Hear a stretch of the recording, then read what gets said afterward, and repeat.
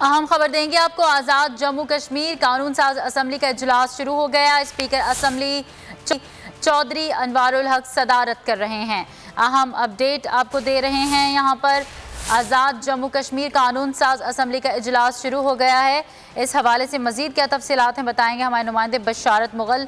जी बशारत मुगल से राबता करेंगे। अपने नाजरीन को एक बार फिर आगाह कर दें, आज़ाद कश्मीर कानून साज असम्बली का इजलास शुरू हो गया है, जबकि स्पीकर असम्बली चौधरी अनवारुल हक उसकी सदारत कर रहे हैं। आज़ाद जम्मू कश्मीर कानून साज असम्बली का इजलास शुरू हो चुका है।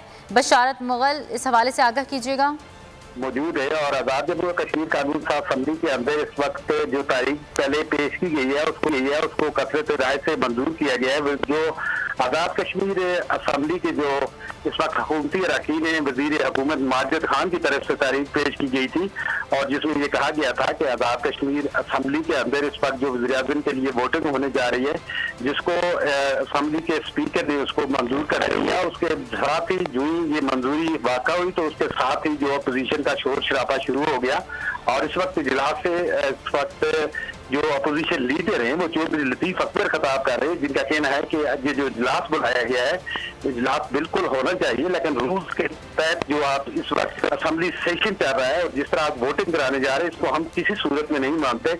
और दूसरी जानिब इस वक्त साथ ही से कबल राजा मोहम्मद फारूक हैदर जो मुस्लिम लीग नून आज़ाद कश्मीर के सदर हैं और साबिक वज़ीर आज़म भी हैं, उन्होंने खिताब किया। उन्होंने कहा मुझे अफसोस इस बात का है कि इस वक्त ये जो आइन के खिलाफ जो अदम एतमाद की जा रही है, आपका अपना वज़ीर आज़म साहब ने खुद भी की और उन्होंने साथ इस वक्त असम्बली के अंदर ये भी उनका कहना था कि मुझे शर्म आ रही है कि मैं इस असम्बली का मेंबर हूँ, आपका वज़ीर आज़म था उसके खिलाफ आपने अदम एतमाद की तहरीक लाई है।